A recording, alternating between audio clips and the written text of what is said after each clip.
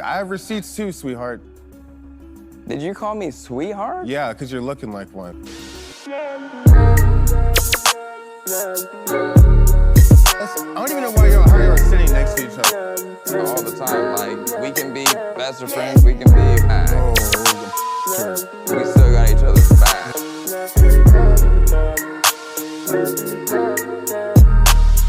Stupid. You will get up and go to bathroom, and you will come back as a tiger. From that point, you are a tiger, and she is your hunt. Quietly, will approach her from the back. Tyray, please. Then Tyray, no. you will kiss her neck from the back. You're gonna get slapped. Somebody call the police. I mean, I heard that Drake had hollered at you. Ooh. I don't know the validity of it. Crickets. Yeah, it's gonna be crickets. We're not saying nothing happened, but like, you know, Drake hollered. Hey everybody, welcome back to 90 Day Fiance, and today we're going to be talking about the tell-all, and ooh, when I watched the preview, I got so excited. Okay, so let's jump into this. So we see Chantel first, and she says that she feels so good, and she hasn't seen Gianna since she was back in Greece, where they're still very much talking. So now we see Tyray, and he looks good, like he has a different vibe to himself that I honestly really like. Okay, now after Tyray is Natalie, who looks drop dead gorgeous. My goodness. But she says that she feels nervous, but she's ready to confront Mike and Josh. Next is John, and I didn't really cover him in my recap, so I can't really give any real inputs. Maybe a comment here or there, I don't know. I told myself to dedicate my Saturday into watching his clips, but I honestly just took a nap and scrapped the idea. So sorry, John. Okay, now Debbie comes in and she says that she's ready. She said apparently she heard some stuff about Ruben that he needs to answer, and I'm like, ooh girl, spill the tea. Now Veronica and Tim come in, and I gotta say, Tim looks great with that beard. Like, wow, who would have thought? Definitely not me. But we learned that apparently a lot of stuff have gone down in Veronica's life after they were done filming, and I am very interested. So that's everybody, and now we see the guys basically gossiping about some of the women cast members, and it's all John that is stirring the pot and getting the guys talking. He said that Chantel is too obsessed with Pedro and needs to get over him, and that Natalie's basically getting what she deserves. And Tyray is jumping in as well and is shit talking about Natalie. Like, oh my gosh, these guys are messy. So then Tim brings up Tyray being 33 and never having sex, and asks if it was a religious thing. Now, you know damn well the Lord isn't the obstacle Tyray is facing when he's trying to get some kitty, Tim. Like, what? It's his own damn self. They asked you, like, what your perfect first time would be like, and you were like, oh, to go to the kitchen and the laundry room, and like, I'm gonna be real honest here, and I hope John is too, because it's gonna be a couple pumps and you're done, bro. Bro, thank you. Yeah. I think he works pretty good. He works pretty well. What's that? My penis. So then Natalie joins the group and gets pushed into the conversation about Tyray, and she says that she feels like Tyray is a great guy for waiting for someone special in his life, which I agree too. Like, I feel like the hookup culture in America is crazy, and I don't mean to slut shame, but geez, some of you guys need to give your body a break. So then Debbie comes in and she immediately goes off on Tim and says that she's scared of him because he always has like a look of disdain to himself. Tim claps back and says that he has a resting bitch face. Then Natalie says, nah, you look arrogant. You do kind of look down your nose on people. That's the feeling I get. I do not. You never said hi to me for You're like a little bit a long arrogant. time. You I know? need to be what? A little bit arrogant. You look like that.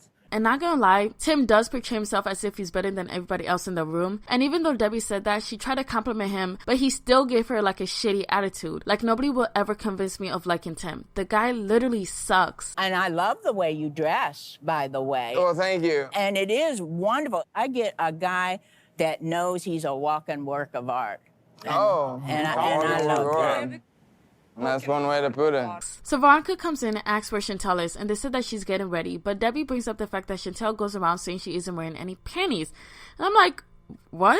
I never heard of this. Is that true?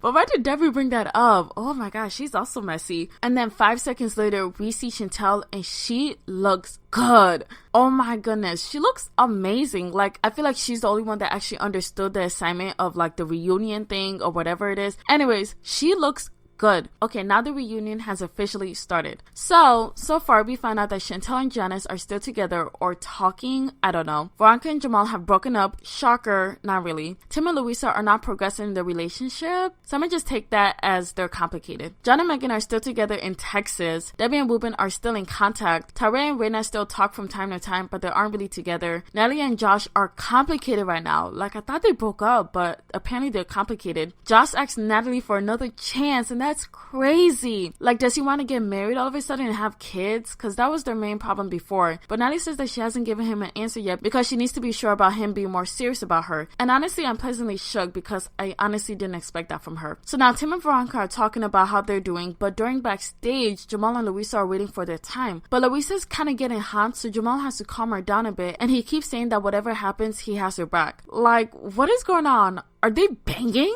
Like, it's honestly very confusing what's happening right now. Okay, so now they finally come out, and then they start talking about the argument that Tim and Jamal had. Jamal brings up the fact that he didn't like the way that Tim would always talk shit about him behind his back, but also he doesn't understand why Tim and Veronica will be sitting next to each other because they also talk shit about each other. And I'm like, whoa, really? Louisa pipes in and says that they pretend to be best friends and how they act like they always love each other. I don't even know how y'all sitting next to each other. They are pretending right now, like always. They are showing that we are the best friends. We love We're each so other. close. We're Louisa so is a tight. mess. Jamal is a mess. And you guys, that was such a shocker to hear. Tim said, yeah, him and Veronica do talk shit about each other, but they're still best friends. But I don't know, because I would never talk shit about my best friend. Yes, we fight, but I'm not gonna go behind her back and say some nasty things about her and still claim that she's my BFF. Like, honestly, I feel like that's hella weird, and even more weird that they're kind of like normalizing that. Like, that's not a normal friendship, normal family, normal whatever relationship you guys should be having. So things are getting heated, and Jamal calls Tim sweetheart, and Tim took it to heart and asked Jamal if he wanted to F him. Like, boy, you know damn well Jamal doesn't want to F you. Like, why would you take it like that? Yeah, I have receipts too, sweetheart. Did you call me sweetheart? Yeah, because you're looking like one. Okay, do you want to me, Jamal? Like, that's kind of a strange term to say to a man. You wish. So Jamal and Louisa continue to state that a few things that Veronica and Tim have said behind each other's back to them. And honestly, those two don't look like they give a fuck, okay? Let's be honest. They literally don't look like they care. But this is the type of friendship that I'd never want to strive for. They're mean and they know it. And it's unfortunate that Louisa and Jamal got wrapped up into it. So then we find out that Jamal broke up with Veronica over a text message. Like, the dude literally said, take care with the peace sign emoji. He was supposed to come back for a long visit, and he texted me and said he couldn't come. When I asked him why, he said that he didn't owe me an explanation. And so I tried to wait a couple days and, like, you know, just my usual check-ins, good morning, baby, whatever. And finally, when I pressed him and I was like, what's going on? He was like, take care, and then a peace sign emoji. Jamal then said he didn't break up with her over a text message, but that seems like a weird thing to make up. So he said that he was dealing with a lot of things with his mom. Veronica kind of got upset because she wanted him to come see her. Then that's when he apparently sent a peace sign to take care. I don't know. But then he said that he tried to call her back after 2 weeks and she said no because she's in a better place now. And basically that was that, and it was over between them. Honestly, I feel like the whole thing is very confusing. I feel like there's a lot of miscommunication, but that shit wasn't going to work out anyway, so who cares? But I kind of do want to bring back to the whole him texting her back after 2 weeks. Why the hell did he wait 2 weeks before he texted her back? That's what? Like, what? Why would you wait that long? Obviously, I would have said the same thing. Like, you just broke up with me over text. You didn't give me any proper explanation. You just said peace. I dealt with it for 2 weeks, and now you're going to show up out of the blue and say, like, you want to talk? Like, no, get the fuck out of here. But then Jamal does say that Veronica lied on his name and said that he was living with his mom and he had no job, when in fact, he used to live in an expensive apartment in New York and did in fact have a job, but he went to live with his mom because she was dealing with hard times. With his mom and doesn't have a job and he's a deadbeat. No, And it was so never said that. Because I've had a job this whole time. I have a apartment in the most expensive city in the country. Jamal. And y'all trying to play me like I was broke. And that was up. And you know what? That was pretty messed up of her to say that because she had me thinking he was a bomber. Oh my gosh, you guys, remember how many times I kept saying that he needed to go get a job? I feel so bad. That's why you shouldn't believe everything you hear from reality TV, you guys. Okay, but then the tea keeps getting hotter. Because Louisa said that one night her and Veronica got drunk, and she said that Veronica said that she couldn't believe that she was dating Jamal since he didn't have a job and he was trash. Jamal was like, wow. Then Veronica said that she never called anybody trash in her life. But then they both corrected her and said that she also called Tim trash. Veronica, babe, what are you doing? Like, who needs enemies when you have a friend like Veronica? But honestly, both her and Tim deserve each other. So Veronica said that Louisa is dead to her and she walks off the stage. But don't worry, you guys, she comes back 2 seconds later. Mira, yo te estaba defendiendo y cuando te hiciste mentirosa, ya tú moriste conmigo. Mira, look, it's okay. You guys stay here fighting as long as you want. Canta la vida. You good? I'm good. Okay. I'm sorry I abandoned you.